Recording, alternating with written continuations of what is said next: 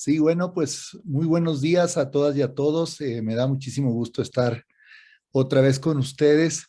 Le quiero agradecer especialmente a Gerardo y a Poncho que le hayan dado continuidad a este seminario tan importante para la universidad. Como dijo alguna vez Emmanuel Kant en uno de sus libros, El conflicto de las facultades, la filosofía es la facultad inferior que toma distancia, cuestiona, critica al resto de las facultades de una universidad.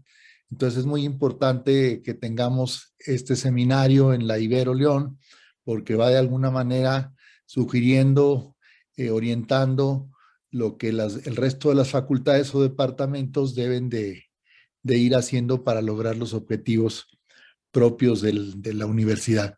Bien, pues sigo, reitero mi agradecimiento y me da mucho gusto que Mario Montemayor y Sofía vayan a plantear este tema sobre el mal y pues a darle. Gracias Gerardo, gracias Poncho y bienvenidos y bienvenidas.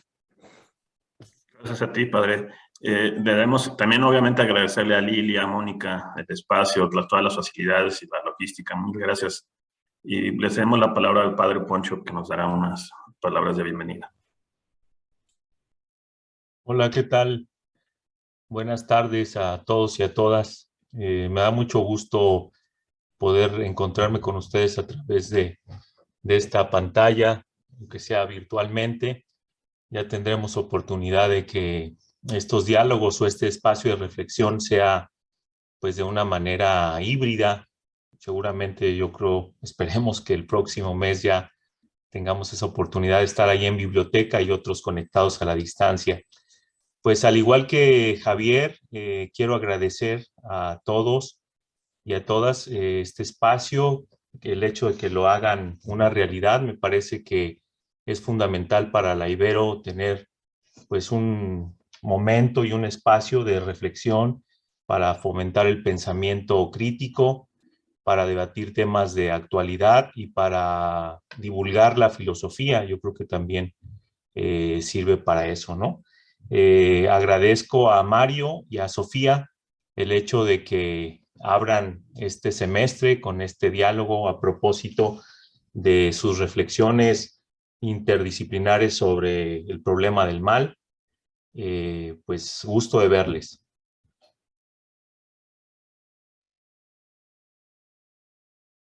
Muchas gracias, padre. Bueno, pues sin mayor preámbulo, agradecerles también mucho a Mario y a Sofía Pérez y a Mario Montemayor la disposición y el entusiasmo en poder compartir este tema el día de hoy. Y sin más, vamos a leer brevemente su reseña, tanto de Sofía como de Mario. Sofía Pérez es licenciada en Derecho por la Universidad Iberoamericana León, licenciada en Filosofía por el Centro de Estudios Filosóficos Tomás de Aquino. Así también es maestra en Derecho Constitucional y Amparo por la Universidad Iberoamericana León y maestra en Educación por la Universidad Virtual del Estado de Guanajuato.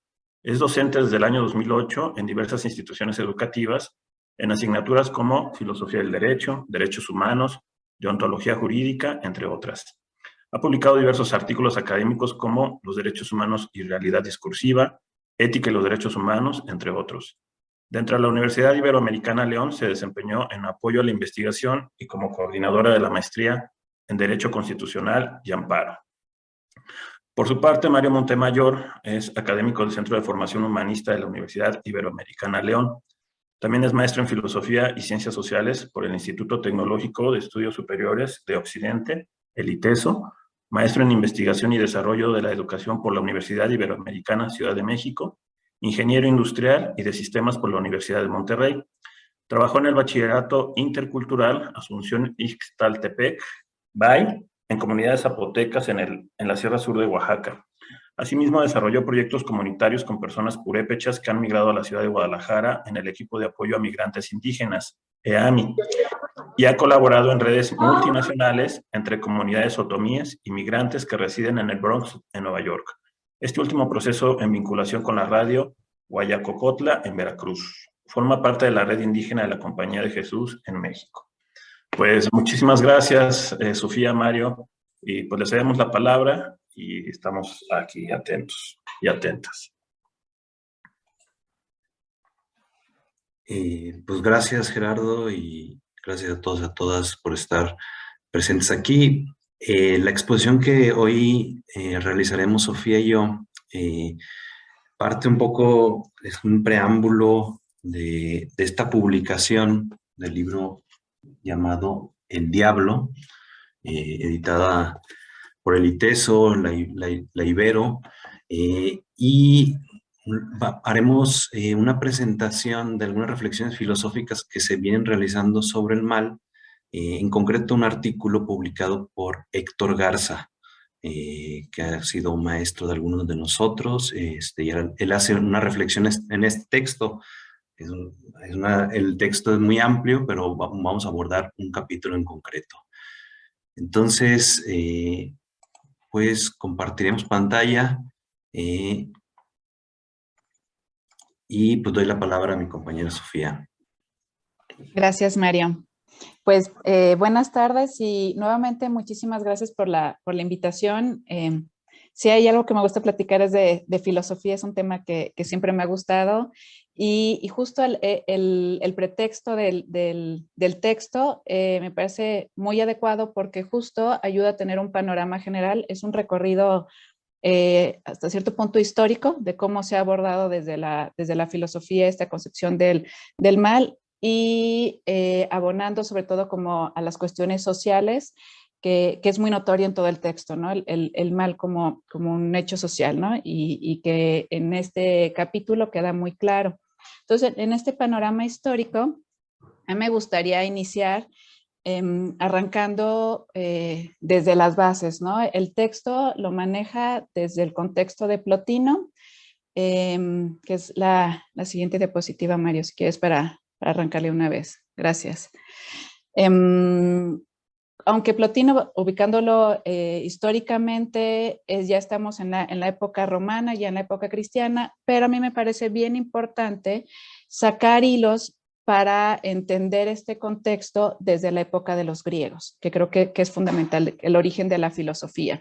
Y está dividido en dos, aunque históricamente tendría que ser al revés, primero Parménides y luego Platón, pero lo pongo así porque lo primero que se va a plantear el texto es justo esto del problema de lo bueno y lo malo.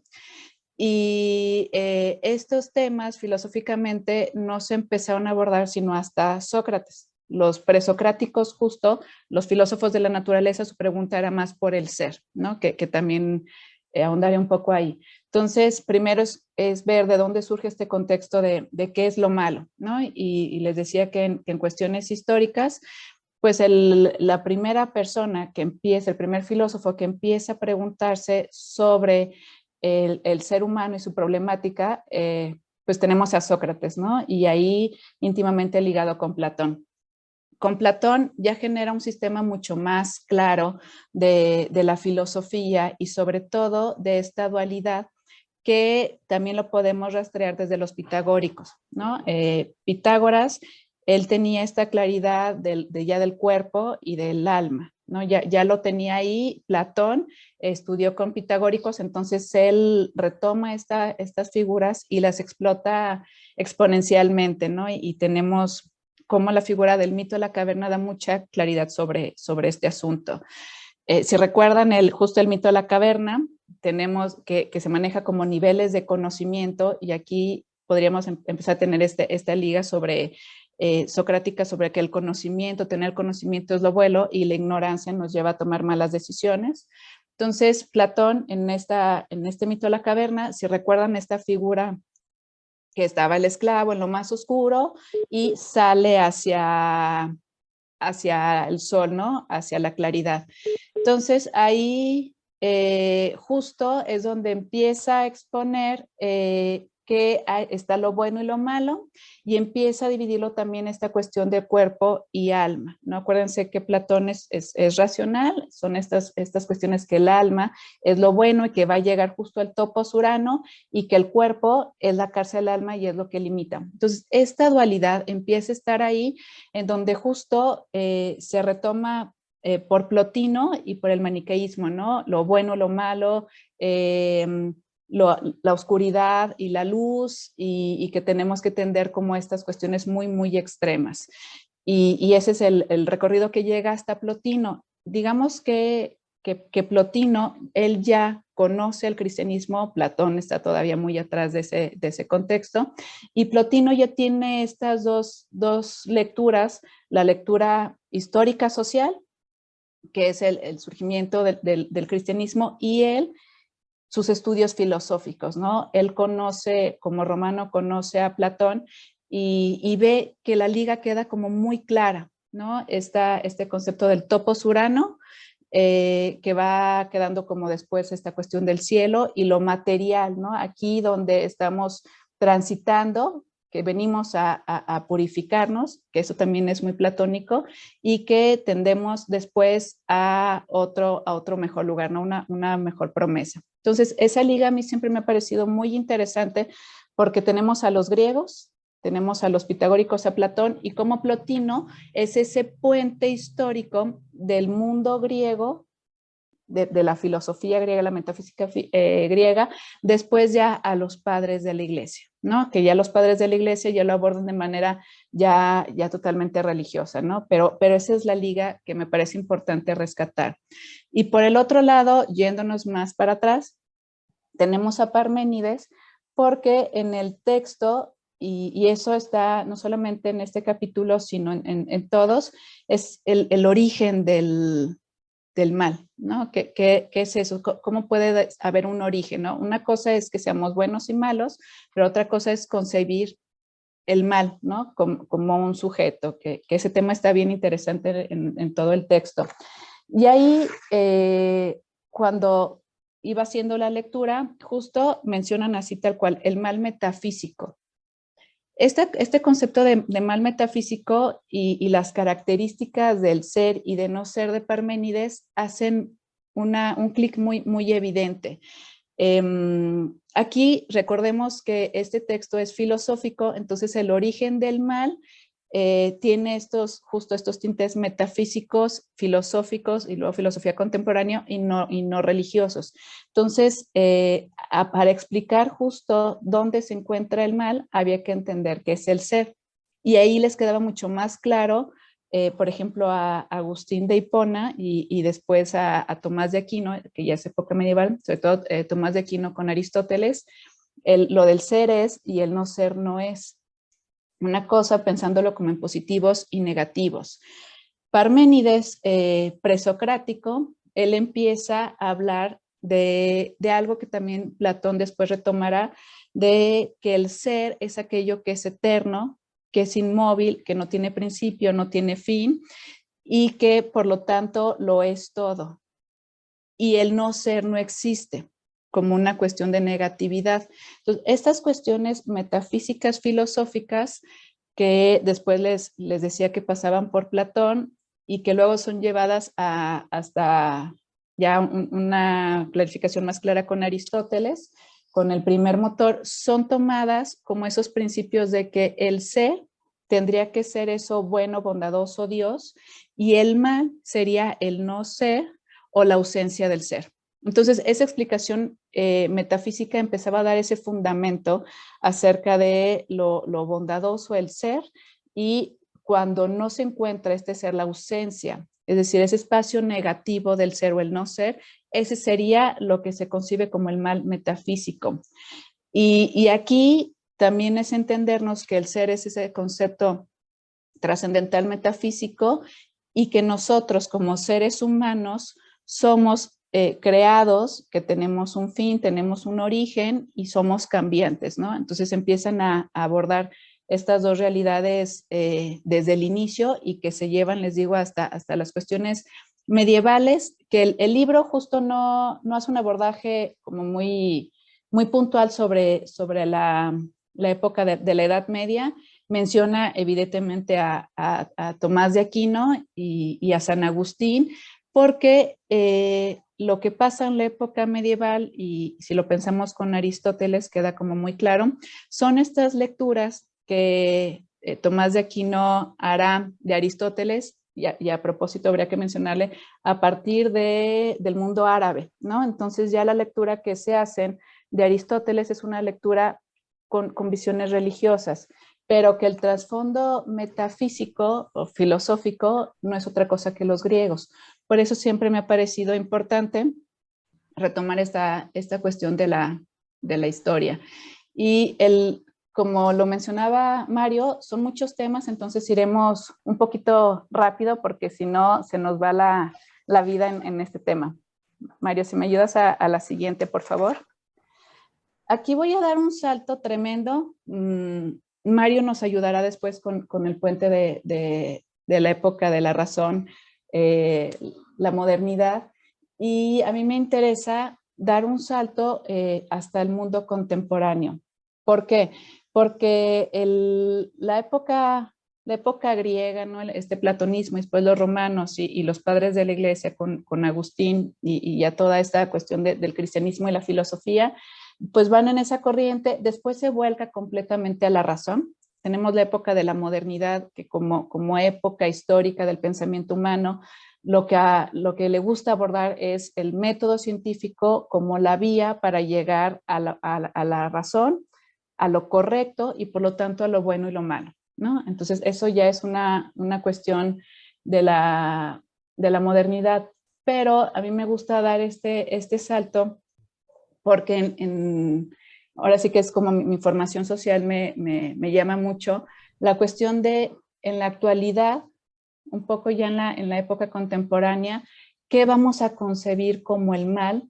Si ya esas lecturas metafísicas se retoman muy poco, la formación en metafísica ya lo pasan así como muy, muy rápido. Yo estudié con dominicos, entonces me toca bastante esta formación y me llama también, ¿no? Esta época de Tomás de Aquino.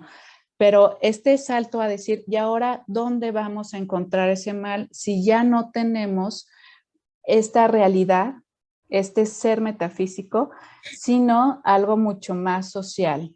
Y aquí me parece que empezamos a hablar de responsabilidad social, que es un tema, les digo que con mi formación como jurista me interesa mucho. Entonces, si ya no tenemos un ente objetivo, pues como algo que está ahí un sujeto, ¿a dónde tendríamos que mirar? Y se empieza a hablar justo de la estructuralidad del mal, que aquí es bien importante porque empiezan a surgir instituciones, estructuras sociales que parecería que también tienen una realidad, y eso hace que sea ajenos a nosotros, como por ejemplo el hambre, ¿no? El hambre en el mundo parece que es una cosa que está a lo lejos, que yo como sujeto estoy muy alejado de esa realidad y que es una estructura y que ahí está, ¿no? Y la cuestión es que en esta visión justo crítica que mencionaban al inicio, es que la filosofía va a obligar a ver que esas instituciones injustas las hemos creado nosotros. Entonces, eso parecería que es tan lejano, esta visión objetiva, lejano del hambre, la pobreza, la desigualdad como instituciones y quién sabe quién las creó. Tendríamos que hacer esa conciencia y sabernos responsables de eso. Y la escuela de Frankfurt es muy claro en eso, ¿no? La escuela de Frankfurt, esta visión crítica, la escuela crítica de Frankfurt, como lo llamó Horkheimer, justo es entender que todas esas instituciones racionales, hegelianas, kantianas, que nos prometían liberarnos de esa época medieval y que a través de la razón y el método nos iba a llevar a un mundo mejor, y resulta que surge la escuela de Frankfurt justo en el fracaso de la razón, ¿no? Ellos alemanes, ya lo sabemos, con una situación tremenda en Europa, ellos tienen que salir de Alemania porque son perseguidos, entonces ellos obligan a que tengamos una visión crítica y que así, como en algún momento se consideró como en esta cuestión marxista, ¿no? que la religión es el opio del pueblo, en el texto dice, pues ahora esa razón, el proceso, esas instituciones, es el opio de la sociedad y que tenemos que ver con esa visión crítica lo que ellos llaman la razón instrumental, que el proceso, la tecnología, la ciencia, la razón no se utilizó para alcanzar esos fines sociales, filosóficos, teóricos, sino que se volvió una razón instrumental. y que eso detonó en el fracaso de la razón y que hubiera un holocausto, ¿no? Ellos lo tenían como muy claro, ¿no? Como alemanes, y que tuvieron que salir. Entonces, aquí el mal es concebido, y esto me parece bien interesante, como una creación que nosotros hemos generado en pro del progreso y que no hemos tenido una visión crítica y que nos ha servido justificarnos como, pues quién sabe cómo se creó el hambre en el mundo, ¿no? O quién sabe cómo se crearon las desigualdades. Y como es algo tan inmenso y como es algo que va más allá del yo sujeto concreto, pues parece que no tengo una responsabilidad. Y ahí es donde pone el énfasis la Escuela de Frankfurt. Tenemos que tener una visión crítica, si no, estamos fracasando como humanidad. Mario, ¿me ayudas con la siguiente, por favor? Y aquí me interesa hablar justo de la cuestión de la libertad. El texto no habla del existencialismo, pero me parece que en esta línea histórica tenemos la Escuela de Frankfurt, donde pone sobre la mesa el fracaso de la razón, donde dice que estas estructuras sociales son creadas por el humano y que esto nos lleva al tema de la libertad y la responsabilidad.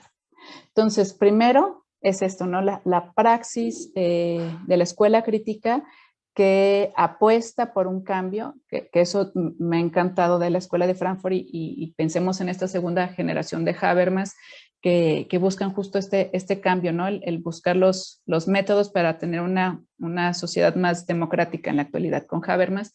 Y en esta primera generación, Horkheimer, Theodor Adorno, lo que buscan es un cambio, ¿no? Que la filosofía tiene que funcionar como una vía, un método para el cambio. Y ahí yo pongo esa reflexión que les decía, no se menciona, pero me parece importante, que es la responsabilidad de la libertad. Y aquí tenemos, en esta línea histórica, tenemos el existencialismo, y que me parece que Sartre es como muy puntual en eso, ¿no? Su famosa sentencia de el hombre está condenado a la libertad, y que parecería que era como un don que nos da felicidad y gracia, pero que esta libertad nos va a llevar a ser responsables. Entonces, esto de estar arrojados a esta realidad, a estas instituciones injustas, y que nosotros estamos arrojados a esta realidad, es asumirnos como parte de ella y responsables, porque a través de mi libertad decidí o no decidí, y eso trae implicaciones. Entonces, aquí el mal es entenderlo como esas estructuras sociales y entender al sujeto como un ente que tiene que tener una visión crítica para que genere un cambio. Entonces, no podemos estar alejados de esta situación, sino conscientes.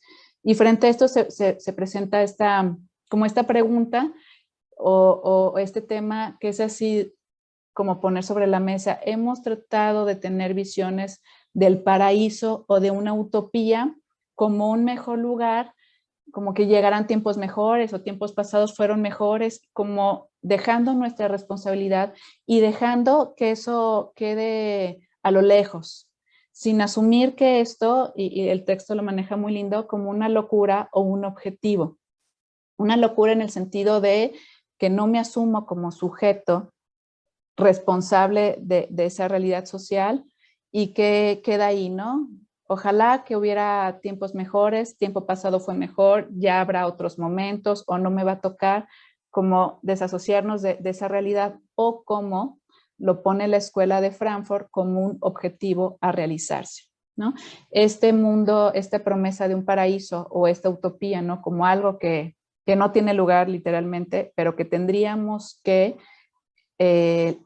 ser conscientes, ser críticos y buscar ese cambio, ¿no? Entonces la escuela de Frankfurt, esta visión es, ahí está, ese es el mal, nosotros lo creamos, por lo tanto somos responsables y nos toca hacer ese cambio. Si no, no estamos respondiendo a los retos sociales. Y de aquí me gustaría pasarme a qué sería justo como ese mal extremo, la fatalidad del mal, hacia dónde va como en ese sentido filosófico, como lo más perverso en ese sentido, ¿no? Y aquí me regreso un poquito en época y es hablar de Kant. Kant, él sí sí contesta esta pregunta de esta cuestión de la fatalidad del mal o qué es el peor de los males. Y Kant lo asume, si recordamos la crítica a la razón práctica de Kant y sus reflexiones en cuanto al hacer. Él hablaba de que tenemos que ser autónomos, es decir, nuestra conducta, nuestros hechos tienen que ser autónomos. Yo decido de manera racional y voluntariamente, y esto es donde quiero llegar, qué voy a hacer o qué voy a dejar de hacer. Entonces en Kant encontramos esta gran formalidad racional, que es cierto que retoma la escuela de Frankfurt en cuanto a la cuestión de la argumentación racional, y establece que tiene validez en cuanto que la razón a través de mi voluntad me va a llevar a concebir los famosos principios categóricos kantianos, ¿no? Que es,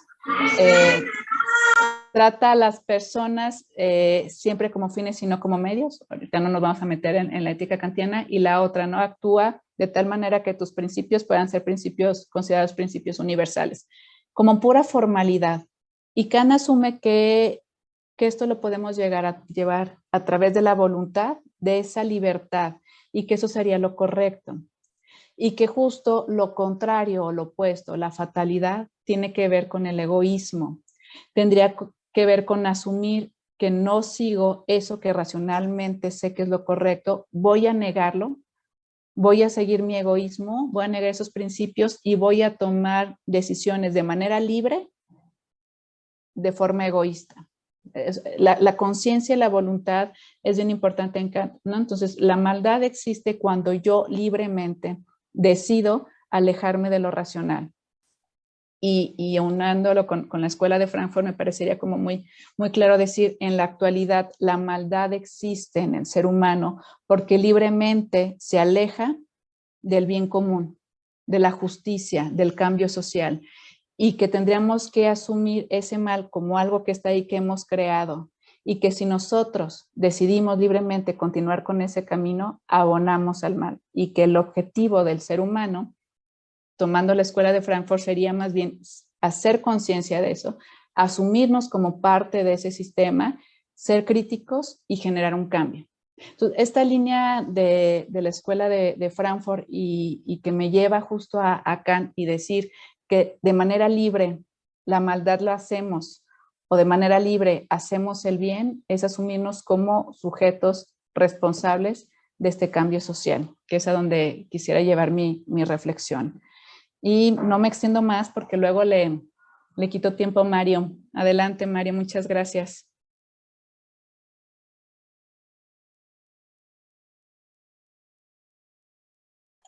Sofía, pues muchas gracias por muy interesante recorrido y justo terminas en un sitio que me permite comenzar esta imagen de Kant.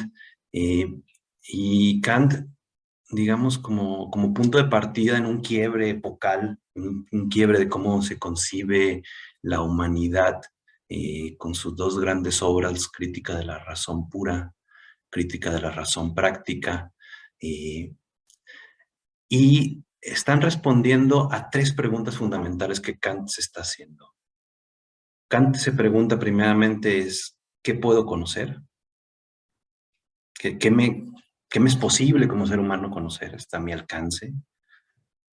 La segunda pregunta de Kant es ¿qué debo hacer? Es decir, ¿cómo se configura el deber en mi persona para que yo elija y asuma algo como un deber? Y la tercera pregunta, que es la que menos ha sido respondida, ¿qué me cabe esperar? ¿Qué puedo esperar del futuro? ¿Qué se abre?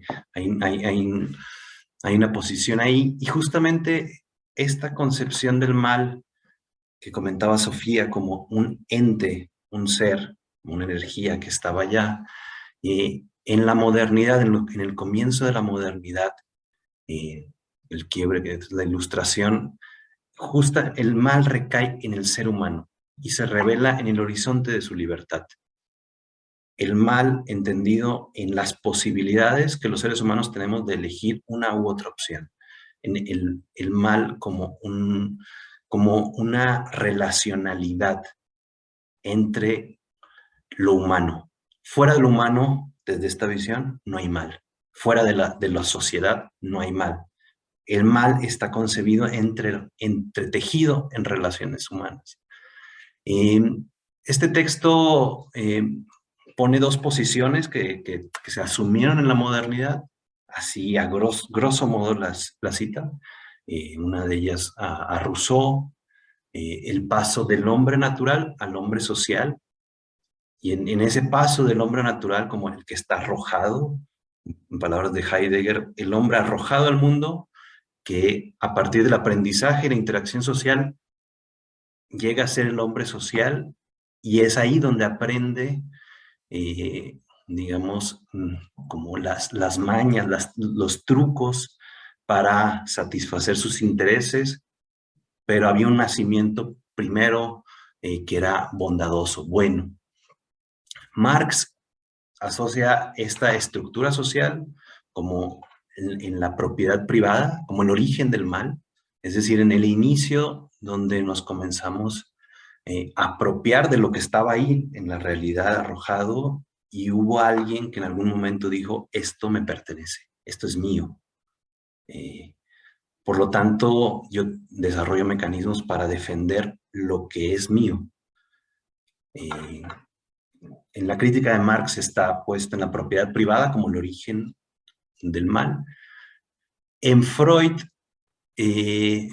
sería una amplia explicación, pero en términos muy sintéticos, la neurosis cultural en las primigenias relaciones edípicas tribales que se crean en esta lucha desde la infancia, en la relación mamá, papá, y esta primera relación de herida, de separación que ejerce, y esa herida, esa lucha por el bebé, querer mantener esa cercanía, genera una herida que después recaerá en cierta neurosis. Entonces, estas posiciones extrovertidas ven el mal allá afuera, está allá. Kant, en una posición introvertida, toma el elemento del egoísmo y habla del egoísmo como algo que supedita una ley exterior que ya está ahí. Una vez que yo llego al mundo, yo llego a un mundo donde ya hay leyes, donde ya existe un conjunto de normas en el que estoy inserto. Yo no las elegí, yo estoy en ellas. Y yo supedito esas leyes que representan un bien más universal que mi propio bien, el bien particular. Entonces hay un bien universal y yo supedito el bien más universal, las leyes, de acuerdo a mi bien particular o a mis intereses particulares. Ese conflicto entre el bien universal y el bien particular es el detonante del mal. Hay otras teorías trágicas, como el mal que acontece, algo que no me es posible librar. El mal como un padecimiento, como algo que es una ocurrencia, algo que por más que tome las decisiones correctas, por más que tenga la mayor ciencia disponible sobre mis estudios, mi visión, mi conciencia, el mal me sucederá. Como decía Kierkegaard, habrá momento de alguna colisión. Las colisiones llegarán como un accidente. Entonces esa fatalidad del mal como algo que llega es también una visión emparentada con cierta visión determinista, ¿no? como si ya estuviéramos nuestro camino determinado y fuera imposible salir de ese destino ya predeterminado. Por seres como el diablo, ¿no? Ahí parece que se fueron elaborando seres que desencadenaban esta fatalidad. Sin embargo, la razón desmitifica ese ser. La razón, digamos, a partir de la ilustración, genera digamos, una esperanza una promesa que la razón será capaz de ir reduciendo los males que existen en la vida social. Y, digamos, un poco lo que describía Sofía, la razón será esta bandera que pueda dar la luz para que el mal, haya menos mal en la historia, en la vida. Veremos que ese proyecto fracasa, hay un fracaso de la razón. Digamos, estas estructuras, justo en una época donde la razón encontrará un método eficaz, un método para dictaminar lo verdadero, este método científico que hará que la certeza de los pasos que se van teniendo en el conocimiento nos ayuden a ir caminando con mayor seguridad. Sin embargo, mientras crece el proyecto y la esperanza en el progreso en la razón, también la estructura y la historicidad del mal va a ir cobrando como formas más, digamos, más deshumanizantes, ¿no? Y estas estructuras se presentan como un mal anónimo, un mal impersonal, algo que está en el exterior y que se van estructurando en instituciones, en ideologías, en sistemas de alta complejidad, donde el ser humano se encuentra sujeto a una serie de normas, de relaciones, de procesos de justificación. Y entonces el mal, desde esta visión, ya no se concibe como una acción mala en sí mismo, sino son una serie de acciones justificadas bajo la especie de bien, en apariencia. Pensemos en un ejemplo, la organización de un ejército. La organización de un ejército con todos los procedimientos que tiene un soldado que ingresa al ejército, tiene un entrenamiento, tiene el derecho a portar un arma, y en una guerra un soldado puede detenerse delante de una persona y disparar, y puede quitar la vida.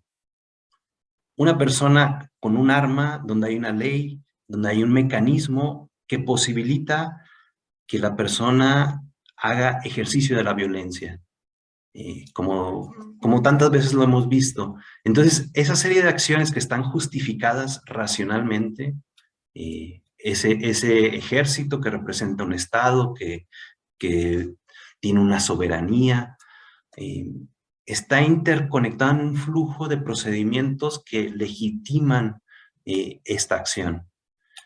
Y justo la Escuela de Frankfurt se está preguntando cómo es que todo este mundo edificado sobre la razón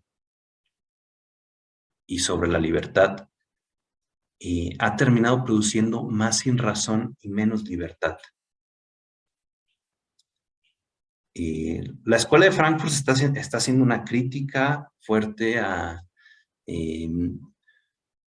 especialmente en finales del siglo XIX, principios del siglo XX, hay una especie de desazón que de las promesas de la Ilustración parecía que la razón, parecía que el método científico, parecía que una ética fundada en mayor conocimiento de lo particular iba a dar a los seres humanos nos iba a dar una capacidad de decisión que producieran un bien más universal. Y la Escuela de Frankfurt está metiendo la daga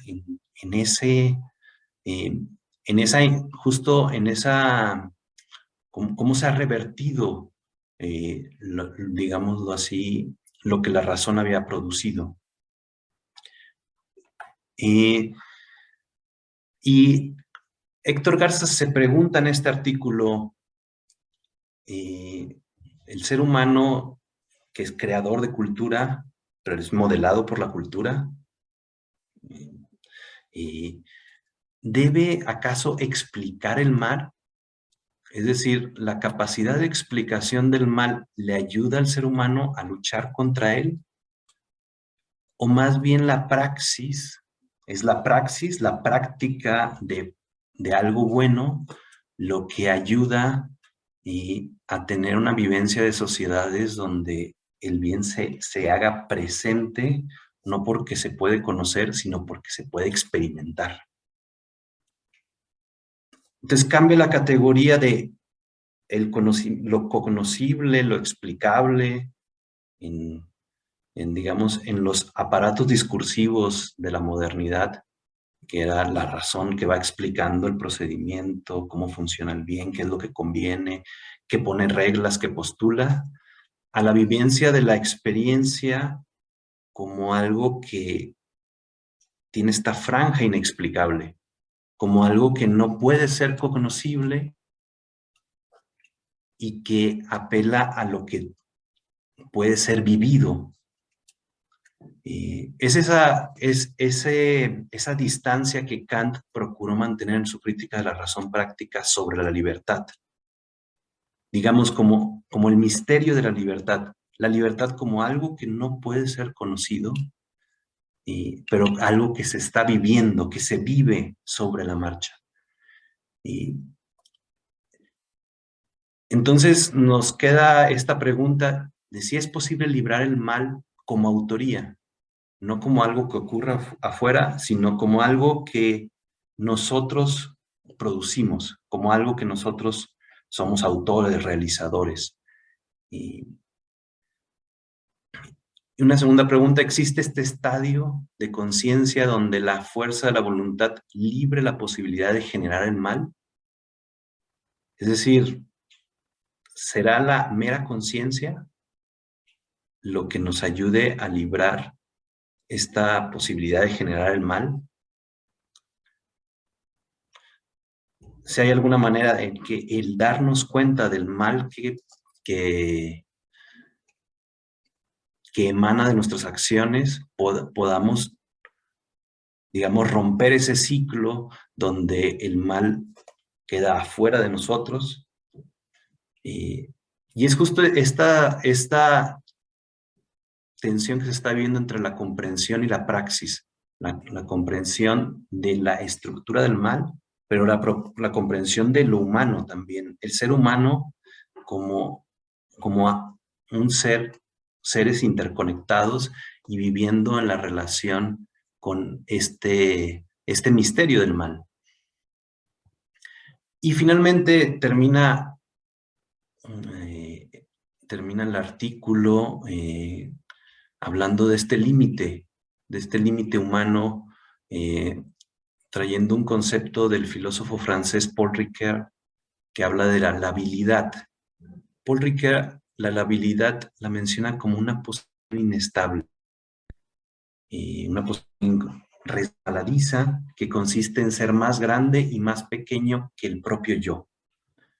Paul Ricoeur hablaba de la identidad narrativa, como nuestra propia manera de concebirnos, personal, colectivamente, siempre queda una distancia entre lo que verdaderamente es y lo que nuestra narración sobre nosotros mismos va cambiando, se va acomodando, se va reajustando. Entonces, el propio yo siempre queda o más grande o más pequeño de lo que realmente soy. Y en esa narrativa, digamos, él capta una limitación de un ser que no coincide conmigo mismo. Y ahí en esa no coincidencia, en esa separación, es donde se origina el mal, como algo infranqueable, como algo que no hay escapatoria, como un padecimiento que nos ocurrirá y lo ejerceremos, pero también como una posibilidad de que este extravío, este exilio del paraíso, como Adán y Eva que salieron del paraíso, perdieron la inocencia y nunca más pudieron recuperar ese sitio donde la armonía y el flujo estaba dado.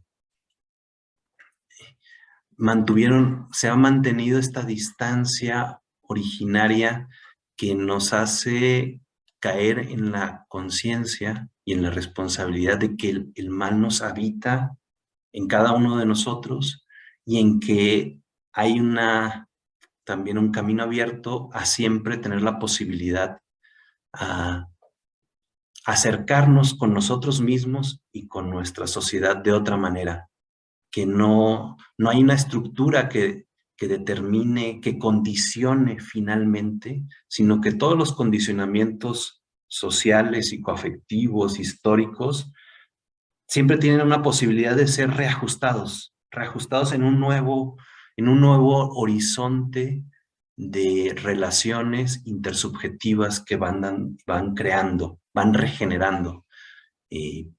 Entonces lo dice como la habilidad se concentra con el misterio de la libertad. Es decir, el misterio de la libertad mantiene la misma distancia que dejó Kant, en decir, la libertad no puede ser aprendida en el sentido de aprehensión totalmente, sino que la libertad es un flujo abierto que siempre permite unas nuevas creaciones y nuevas deconstrucciones. Y termina el texto para abrir el espacio de diálogo con la elección deliberada, como esta responsabilidad que asumimos cada uno, cada comunidad, cada pueblo en marcha y cada persona de abrir de esta responsabilidad por ir recreando esta estructura heredada. Bueno, espero haber no excedido el tiempo. Y bueno, pues muchas gracias por acompañarnos en este recorrido. Quisiéramos ahora pues también tener un espacio de diálogo, un espacio para compartir esto de lo que hemos venido hablando. Listo, gracias Sofía, gracias Mario por exponer este tema. Vamos a abrir justamente un espacio para preguntas o comentarios. Si podemos dejar de compartir la pantalla, Mario, para que podamos visualizar las personas que tienen levantada la manita, te lo agradecería mucho. Y el padre Javier tiene su mano virtual levantada. Adelante, padre. Bueno, primero que nada, agradecerles y felicitarlos a los dos por hacernos esta presentación. Tengo dos preguntas que voy a contextualizar sobre lo que expusieron. Primero, sobre el tema del mal estructural.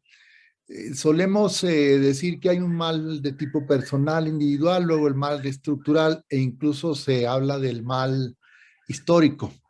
Me explico. Ustedes han hablado del mal estructural, como habla la teología de la liberación del pecado estructural.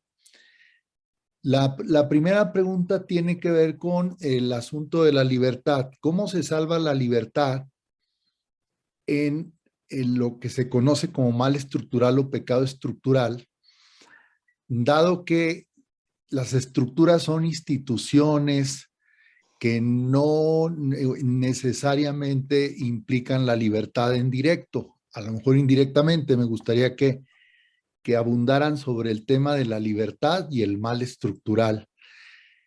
Y luego sobre el mal histórico, al que hicieron referencia muy de pasada y que tiene que ver con algo que en teología se conoce como pecado original.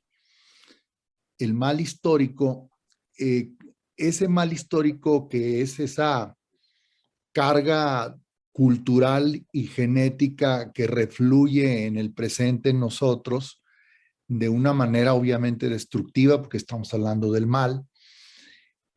Ahí ustedes cómo incorporan también la libertad en este asunto del pecado original del mal histórico. Esa es una primera cuestión, o sea, la relativa al mal estructural y al mal histórico. La segunda cuestión tiene que ver con, ustedes han hecho referencia desde Kant al egoísmo como la forma concreta del mal personal, el egoísmo. Pero, por ejemplo, Schopenhauer, él nos habla de, además del egoísmo, de una forma de mal más, ¿cómo diríamos?, de mayor envergadura, que es la crueldad, que es lo opuesto a la compasión. O sea, el egoísmo se quedaría corto respecto de la crueldad. O la falta de empatía, o como se le quiera decir, ¿no? Pero que como contrario a la compasión. Pregunto yo sobre este asunto. ¿Ustedes se quedan con la visión de Kant, que tiene que ver más, es un poco más aséptica, o comparten más la posición de Schopenhauer de ver en el mal más bien en la crueldad, como algo mucho más que pone en cuestión la definición clásica de San Agustín del mal como privación del bien? Porque en la crueldad, pues no estamos hablando de la privación del bien, estamos hablando de algo más.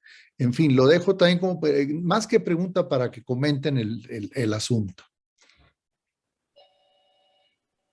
Gracias, Padre Javier.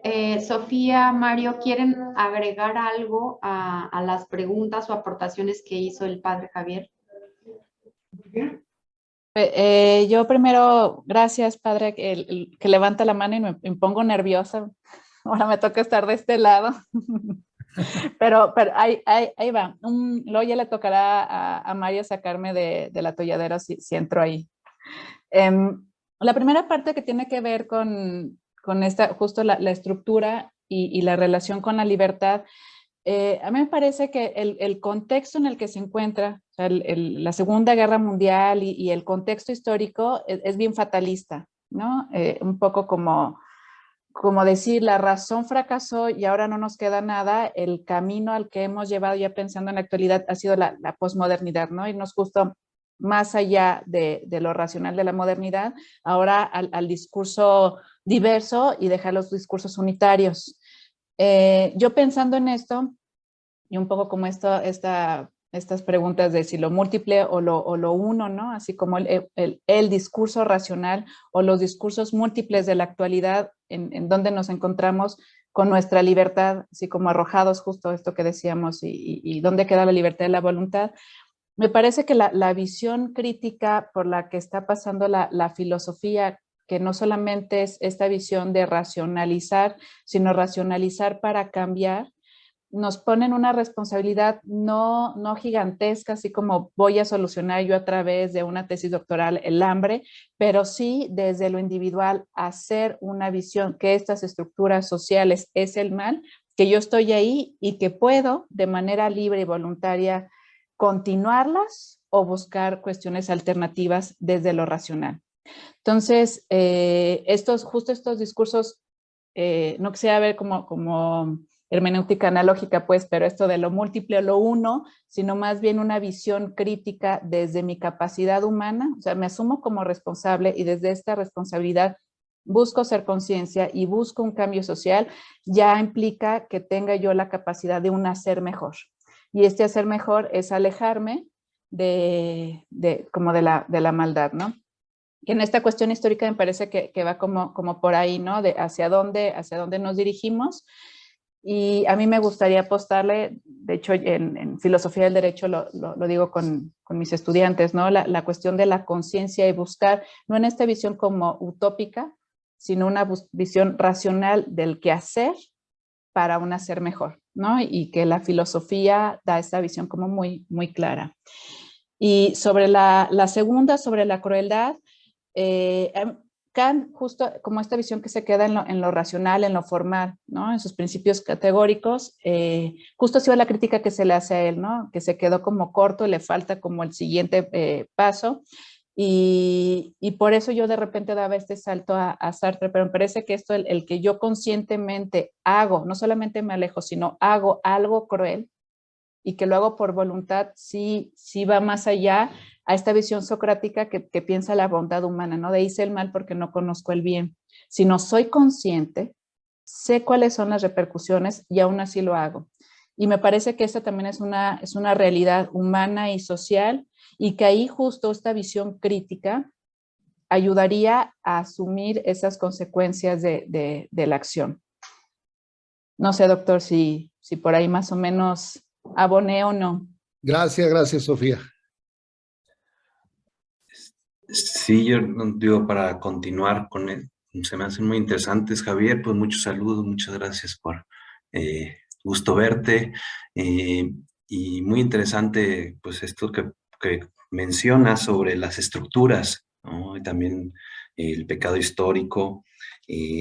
Yo personalmente creo que hubo un énfasis en el estructuralismo en las ciencias sociales a principios del siglo XX, y bien recorrido el siglo, más adelante también el siglo XX, el estructuralismo como las estructuras condicionan, las estructuras determinan a los seres humanos, lo cual sí ayudó mucho a tomar conciencia.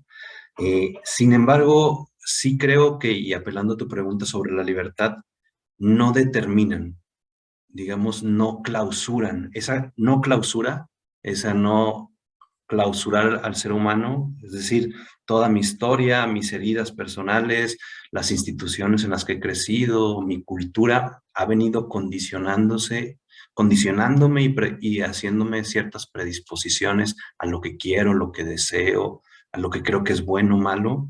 Sin embargo, siempre mantiene un margen de apertura a romper con cualquier institución, con cualquier norma, con cualquier regla, y eso permite que las sociedades, que los pueblos vayan dinamizándose, ¿no? No hay institución que se mantenga, digamos, y que no pueda como sucumbir a este margen de libertad que queda en cada uno de nosotros, y yo creo que en eso ha ido una visión sobre las revoluciones, es un buen ejemplo de esos, o las conversiones en sentido cristiano, es decir, hay un momento de ruptura donde todos mis condicionamientos de las estructuras pueden verse anuladas, o digamos pueden resquebrajarse para dejar emerger algo nuevo, algo diferente, algo que no es repetición infinita, ¿no? Entonces, bueno, solo que quería agregar ese a propósito de la libertad. Gracias, Mario. Gracias, Mario. Gracias, Padre Javier. Gracias, Sofía. Bueno, continuamos con las intervenciones. La maestra Lulú tiene su manita virtual levantada. Yo tengo dos preguntas así muy concretas. Me gustaría saber cuál es su opinión sobre, o si ustedes consideran que existe el mal necesario, o si nada más es una concepción desde la lógica de un discurso dominante, por ejemplo. Y también quería saber cómo, si en todas las culturas existe esta dualidad entre el bien y el mal. Nada más, gracias. Gracias, Lulu. Vamos a ver si Sofía o el maestro dan respuesta.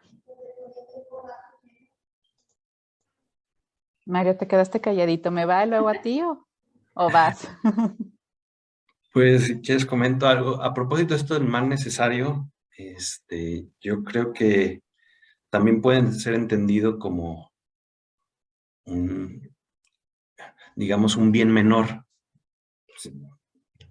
haciendo el giro, ¿no? Haciendo el giro, digamos, un bien menor que no es el bien más universal, ¿no? Esto que estaban concibiendo los griegos, después en el cristianismo toma forma de el bien más universal, como que es el bien máximo, ¿no? Como una especie de horizonte, de utopía en el cual va como dirigiendo las acciones, y el mal necesario, digamos, o como son pequeños pasos que van en esa misma dirección, pero supone la existencia de un bien universal.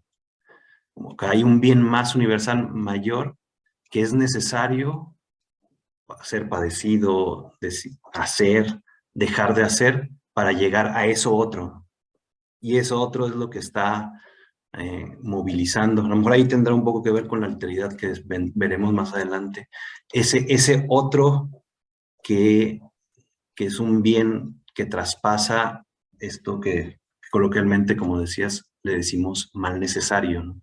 Pero el mal necesario es siempre en función de un para algo, un otro. Entonces yo lo vería así, o así lo entiendo, ¿no? Esto que nos preguntas del mal necesario. De la dualidad, desconozco esta dualidad si está presente en todas las culturas, y me parece que sí ha sido un tema en muchas de las culturas la dualidad. La época medieval, que es donde se fraguó, digamos, todo el pensamiento griego con el pensamiento europeo, cristiano, digamos, no había el bien supremo o el bien más universal, era un ser que dinamizaba al estilo aristotélico, inamovible, que era bueno en sí mismo, y el mal no tenía ente en sí mismo, sino era ausencia, es decir, no existía. El mal no existía como ser, sino como ausencia del ser, ¿no? Un poco lo que decía Sofía. Y así se ha materializado en el pensamiento cristiano con muchas divergencias, ¿no? Siempre ha habido esta tensión entre si el mal tiene ser en sí mismo o si simplemente es la ausencia, la sombra, a donde no llega la luminosidad del bien, por decirlo de otras maneras. Nada más para completar justo esto hablando sobre el mal necesario, me parece que más bien esta visión del mal necesario como concepto, más bien tendríamos que ver esta cuestión aristotélica o platónica, ¿no? En Aristóteles, como que si hay dos males, elegiría el mal menor. Pero aquí creo que la cuestión del telos es fundamental. O sea, el telos o la finalidad. O sea, en Aristóteles hablaba justo de las 4 causas, y la causa final o el telos tendría que ver dentro de este máximo de bienes. Entonces, si yo como ser humano estoy enfocada a este máximo bien, por lo tanto, el camino tendría que estar dirigido a eso, ¿no? Al bien, como incluso una visión platónica, ¿no? Yo perfeccionándome en esta visión universal del bien. Y creo que aquí Kant sí da como una visión como en sus categóricos, ¿no? Jamás podemos usar a las personas como medios, ¿no? Sino como fines, porque si no parecería que podríamos empezar a justificar esto de, bueno, como muy utilitarista el asunto, ¿no? Y a mí el utilitarismo no me fascina, ¿no? Que voy a lograr un bien mayor, y justo el utilitarismo lo cambia a conceptos de bienes, pero va a haber algunos costos monetarios, ¿no? Entonces, eso me parece que lo podemos resolver pensándolo más bien como una filosofía de fines, de telos. Si nuestro fin es esa cosa que es lo contrario a lo mal, si no es la bondad, entonces nuestro actuar tendría que estar dirigido ahí. Y Kant en este sentido me gusta mucho, ¿no? Jamás utilizar a las personas como medios, sino como fines, porque si no se justifican esto que dices, ¿no? Estos discursos de, pues bueno, vamos a tener un bien mayor, pero sacrifiquemos poquitos. Y ahí es el utilitarismo. Y si no, como confesión, no me gusta el utilitarismo. Y respecto a la otra de esta dualidad, históricamente está concebida desde culturas monoteístas, donde puede ver justo un positivo o un negativo, el ser, el no ser, lo bueno, lo malo, la oscuridad, la luz, pero en politeístas, incluso por ejemplo en la cultura hindú, se tienen distintos dioses desde distintas naturalezas y no está como tan claro como lo oscuro y la luz. Incluso las cuestiones prehispánicas que lo aborda el libro, es otro capítulo, pero lo aborda muy bien, vamos a buscar el mal o el diablo en las culturas prehispánicas. Y la conclusión que se llega en ese capítulo es, no hay esa concepción, es una concepción que traen los españoles. O sea, es una concepción europea cristiana, que trataron de hacer como esta interpretación de los textos y decían, es que son estas lecturas de que es malo, que hay un ente malo como el diablo, es española, pues es europea y es cristiana. Entonces parece que tiende más a culturas que son monoteístas. Nada más como para comentar eso de cierre.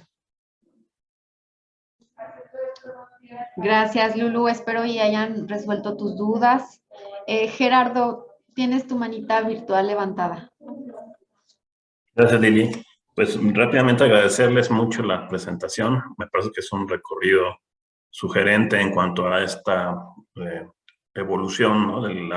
del mal y cómo está asociada pues, a lo simbólico, a las religiones, pero también al pensamiento racional. Y en ese sentido, pensar en el mal en el siglo XX, pues es recurrir a la cita de Adorno, ¿no? Después de Auschwitz, ya no es posible escribir poesía. Y parecía que estábamos condenados hasta que Hannah Arendt nos dice que no, que la banalidad del mal está en todos nosotros, y como decía Mario al final, pues el mal nos habita, y es preciso reconocer ese mal a partir del escrúpulo o de la indagación y del ejercicio autocrítico.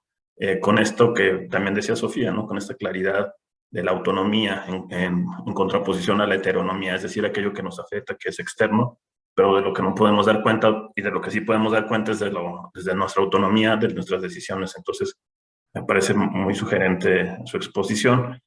Y en ese sentido les preguntaría si ustedes creen que, digamos, esta no clausura, como le llama Mario, ¿no? a la libertad desde lo individual, puede contravenir en algún sentido los determinantes históricos, porque quizás Foucault diría, pues no, esta sensación o esta ilusión de que somos libres está cada vez más desmentida, y mucho menos ahora con toda la capacidad y potencia del Big Data de anticiparse a nuestros deseos, a nuestras necesidades y a nuestras expectativas.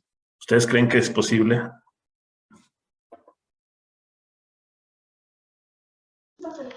Anaelda, veo que tienes tu manita levantada. Nada más esperamos a que le den respuesta a Gerardo Covarrubias y te cedo el micro, ¿te parece?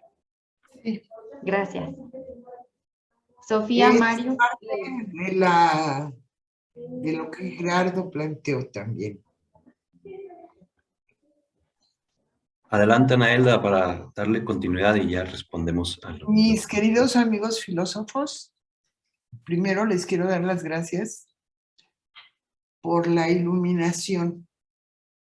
Yo no vengo de la filosofía. Mi trayectoria ha sido distinta y me dedico a la salud, que es el mal que vivimos cada uno y como sociedad y como instituciones, sean educativas, gubernamentales o cada uno de los sujetos que interactúan ahí.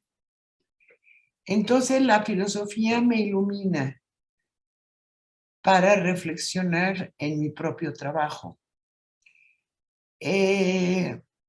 Creo, soy una gente que vive con esperanza dentro del campo de la salud física y mental. Creo que dentro de las ciencias de la salud también ha habido una división muy injusta entre lo somático y lo mental. En realidad, desde mi experiencia, lo mental lo somatizamos.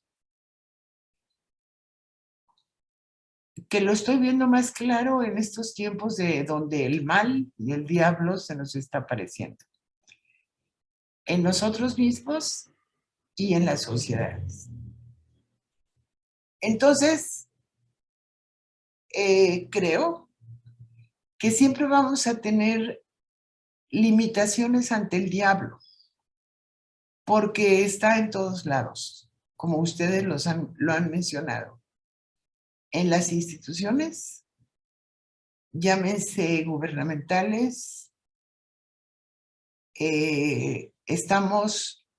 poseemos un cerebro sabio que nos hace también incursionar en la historia, tanto familiar como social, para aprender del Holocausto o para aprender de nuestro propio origen. Como no soy freudiana del todo, pero hay fundamentos de Freud que siguen vigentes, como el que presentó Mario en un inicio. Y creo que la mejor aportación que yo recibo de ustedes es unir mi profesión a la iluminación filosófica. Entonces, me adentro a su conocimiento y a sus aportaciones y me da mucho gusto que nos volvamos a reunir. Actualmente estoy viendo mayor número de personas con sintomatología inexplicable. Llámense acúfenos, o sea, ruidos que no responden a la exterior, sino que son interiores. pero también encuentro el sentido del bien ahí, del bien lograble. Fíjense, actualmente atiendo a 3 personas que tienen ruidos y que están descartados por otorrinos y por daños cerebrales. Y estoy encontrando que los acúfenos o tinnitus que se llaman, de alguna manera son el mal que esa persona requiere para evocar su historia y para ser justo con la memoria a largo plazo, que ha sido negada por el dolor inmanejable de los holocaustos que en su familia se vivieron y dejaron mella en la cultura. Entonces, en resumen, les quiero decir que estoy muy agradecida. Cada una de sus reflexiones resuena en mí de manera múltiple. Y también quiero decir que desde mi punto de vista, no tenemos que olvidarnos de que somos bioquímica y de que somos cerebro y de que muchas de las especies nos están ganando. Los elefantes tienen mejor memoria que nosotros. Las hormigas tienen formas comunitarias mejores que las nuestras. Y no sé, este mal en este momento de mi vida lo estoy colocando en una situación donde el mal es un llamado hacia la salud y hacia lo que potencialmente el ser humano es capaz de lograr pese al dolor o por el dolor. Y entonces, gracias por su invitación. Gracias, Gerardo. Gran gusto de conocer a cada uno de ustedes. Al padre Mario, a Mario Montemayor también ya me he inspirado mucho. Y espero que de esta interdisciplinariedad nos surjan reflexiones muy positivas. Y únicamente les pediría a los organizadores que me pasen los datos concretos del libro, porque necesitaría repasar lo que ustedes ya reflexionaron y van a ir reflexionando en cada edición. Muchas gracias. Creo que hablé de más. No te preocupes, muchísimas gracias, Anaelda. Bueno, por ahí a través del chat les dejé el correo de nuestro compañero Jesús, que él atiende en la librería de la Ibero. Igual ahí pueden encontrar el libro. No sé si Mario Montemayor nos pueda dar como más información de otro lugar donde podamos adquirir el libro. Si quieran agregar algún comentario acerca de las aportaciones de Anaelda.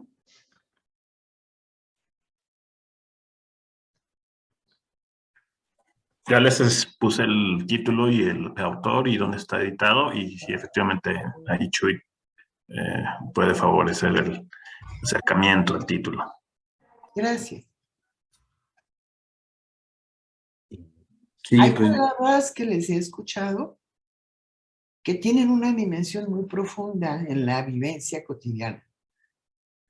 La palabra empatía, hablamos con bastante, es de uso común, el querer ser empáticos, pero es toda una metodología y es toda una narrativa, y a veces implica silencio y a veces implica nuevas construcciones lingüísticas adaptables a cada persona.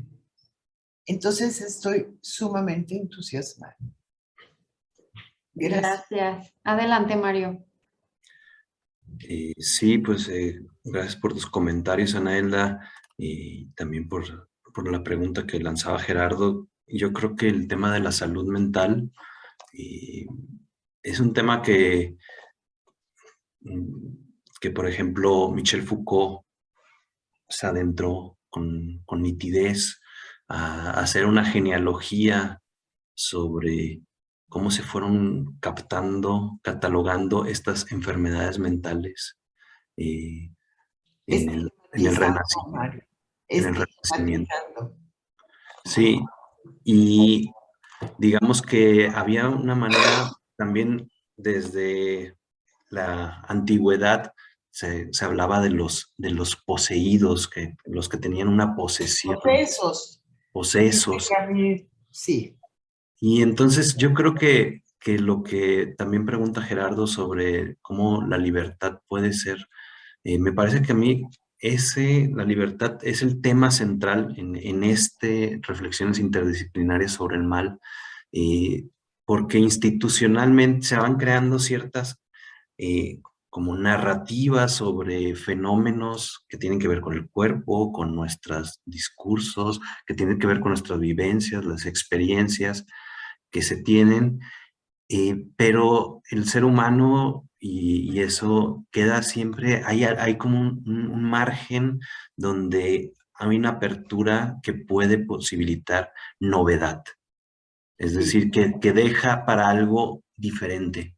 Y yo me parece que esa novedad puede romper, inclusive esto que decía Javier Prado hace rato, la crueldad, Sí. el disfrute del dolor o el disfrute del amedrentarse, digamos que de alguna manera es una patología ya entendida en esta ciencia médica, en esta ciencia de la salud, un padecimiento de una disfuncionalidad. Sin embargo, esa disfuncionalidad, esa patología, alcanza formas de curación que de alguna manera las ciencias de la salud, el modo de los tratamientos experimentales, las mismas religiones y espiritualidades buscan espacios para que, digamos, que ese dolor, entendido como mal, asociado dolor como mal, pueda ser de alguna manera reajustado en una lógica benéfica. Entonces, yo solamente quisiera agregar algo. Sin embargo, hay un límite, el límite es la sociopatía.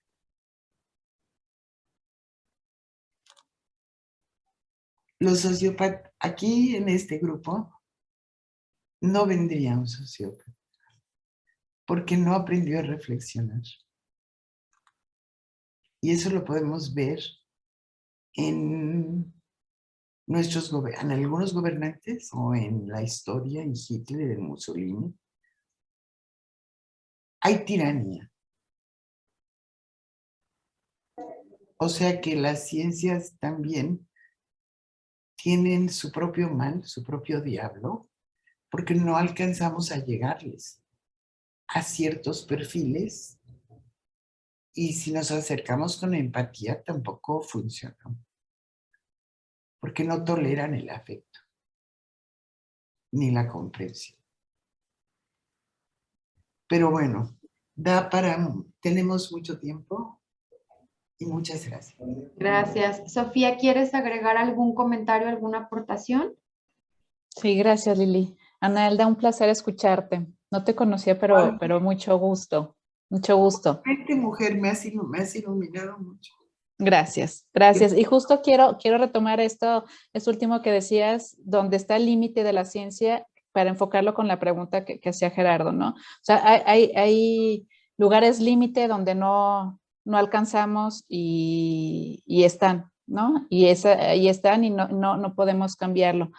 Pero donde no están esos límites es donde podemos trabajar. O sea, un poco incluso Foucault que él hablaba de las experiencias límites y retomando a Nietzsche como de esta fuerza de poder liberadora y que Foucault, conociendo estos límites estructurales y haciendo su libro de Vigilar y Castigar y saber cómo funcionaban las cárceles y todo, o sea, él conocía, ¿no? Conocía estas instituciones y en esas instituciones él logró visualizar que a través de entenderlas, esta genealogía genealogía del saber, es hacer consciente para con esa conciencia tener esa capacidad de cambio, con esa fuerza como nichana, ¿no? De estamos aquí y nos arrojamos como a ese vacío o asumimos eso y cambiamos, ¿no? Y creo que Foucault lo trató de hacer desde su vida, ¿no? Incluso su propia muerte también habla como de esta historia que él recorrió, ¿no? Entonces, sí hay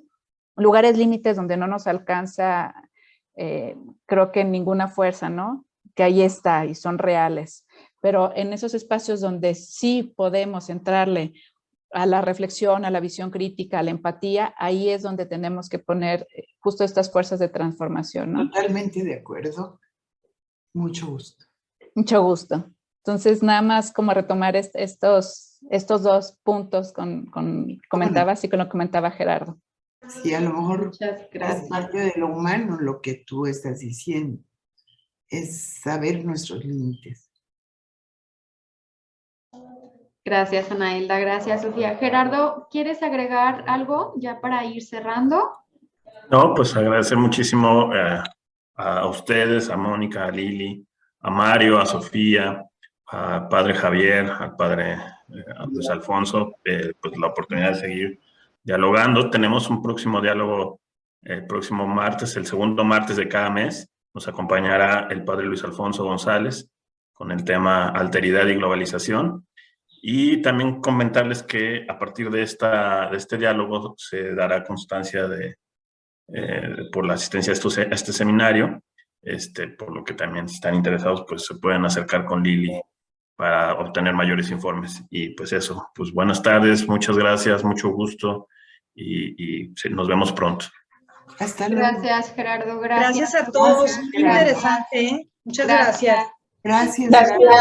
La grabación se va a subir a redes sociales por si quieren compartirla con sus conocidos, familiares, alumnos, para que la puedan compartir por ahí. Padre Poncho, muchísimas gracias por acompañarnos, al Padre Javier. Gracias a todos y a todas. Hasta luego. Buenas Chao. tardes. Provecho. Buenas tardes.